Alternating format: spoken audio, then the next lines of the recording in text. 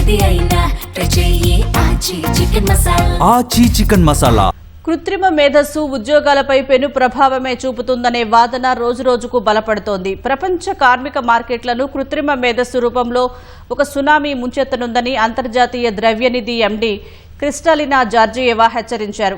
ప్రపంచవ్యాప్తంగా సుమారు 40% ఉద్యోగాలపై ఏఐ ప్రభావం పడుతుందని, ముఖ్యంగా ప్రారంభ స్థాయి ఉద్యోగాలకు ముప్పు ఉందని ఆమె ఆందోళన వ్యక్తం చేశారు. అయితే ఈ సాంకేతికతను సరిగ్గా వినియోగించుకుంటే భారత జీడీపీ వార్షికంగా 0.7% మేర పెరిగే అవకాశం ఉందని ఆమె స్పష్టం చేశారు. ఢిల్లీలో జరుగుతున్న ఇండియా ఏఐ ఇంపాక్ట్ సమ్మిట్లో అంతర్జాతీయ ద్రవ్యనిధి ఎండీ క్రిస్టాలినా జార్జియేవా పాల్గొన్నారు. ఈ సందర్భంగా ప్రపంచ జాబ్ మార్కెట్పై ఏఐ ప్రభావం ఎలా ఉండబోతోందనే అంశంపై ఆమె ప్యానెల్ డిబేట్లో మాట్లాడారు. ఇదే అంశంపై జాతీయ మీడియాతోనూ ముచ్చటించిన ఆమె ఐఎంఎఫ్ మద్దతుతో ఇటీవల జరిగిన అధ్యయనాల ప్రకారం ఏఐ ద్వారా ప్రపంచ వృద్ధి రేటు 0.8% మేర పెరిగే అవకాశం ఉందని తెలిపారు. కోవిడ్ కంటే ముందు పరిస్థితుల్ని అందుకోవచ్చన్నారు. ఏఐ ద్వారా కొత్త అవకాశాలు, ఉద్యోగాలు పెద్ద ఎత్తున పుట్టుకొస్తాయని వివరించారు. ఇదే సమయంలో ఏఐ కారణంగా 40% మేర ఉద్యోగాలకు ముప్పు ఉందన్నారు.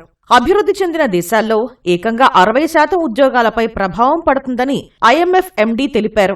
భారత్లో ఇది 26%గా ఉండవచ్చని జార్జియేవా తెలిపారు. సులభంగా యంత్రాలతో చేయగల ఎంట్రీ లెవెల్ ఉద్యోగాలు ముప్పుని ఎదుర్కొంటాయని చెప్పారు. ఇది మొదటి ఉద్యోగం కోసం ఎదురుచూసే యువ గ్రాడ్యుయేట్లకు ఆందోళన కలిగించే విషయమని ఆమె పేర్కొన్నారు.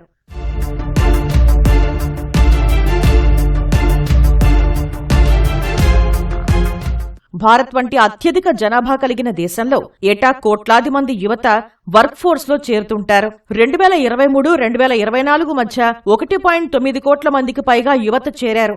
వీరికి ఉద్యోగాలు కల్పించడం ప్రభుత్వాలకు సవాలుగా మారిన తరుణంలో ఏఐ రాక ఈ ఒత్తిడిని మరింత పెంచుతుందని జార్జియేవా అంచనా వేశారు. ఈ సందర్భంగా ప్రపంచ సవాళ్లను ఎదుర్కోవడానికి భారత్ తీసుకుంటున్న చర్యలను ఐఎంఎఫ్ చీఫ్ కొనియాడారు. పన్నులు, కార్మిక మార్కెట్లలో భారత్ చేపట్టిన లోతైన నిర్మాణాత్మక సంస్కరణలు ఏఐ సవాళ్లను ఎదుర్కొనేందుకు సన్నద్ధం చేస్తున్నాయని ఆమె తెలిపారు.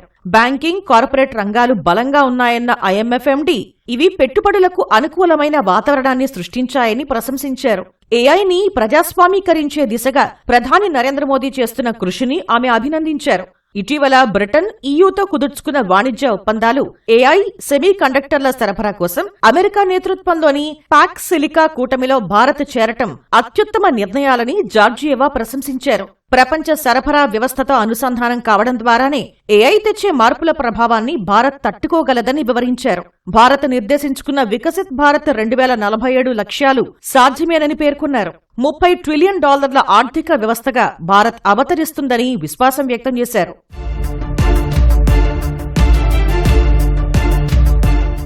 ఏఐ యుగానికి తగ్గట్టుగా ప్రభుత్వాలు తమ విద్యా వ్యవస్థలో మార్పులు తీసుకురావాలని ఐఎంఎఫ్ ఎండీ జార్జియేవా సూచించారు. కేవలం నిర్దిష్ట నైపుణ్యాలను నేర్చుకోవడమే కాకుండా నేర్చుకున్న నైపుణ్యాలను అవసరానికి తగ్గట్టుగా మార్చుకునే సౌలభ్యాన్ని యువతకు అలవాటు చేయాలని ఆమె స్పష్టం చేశారు.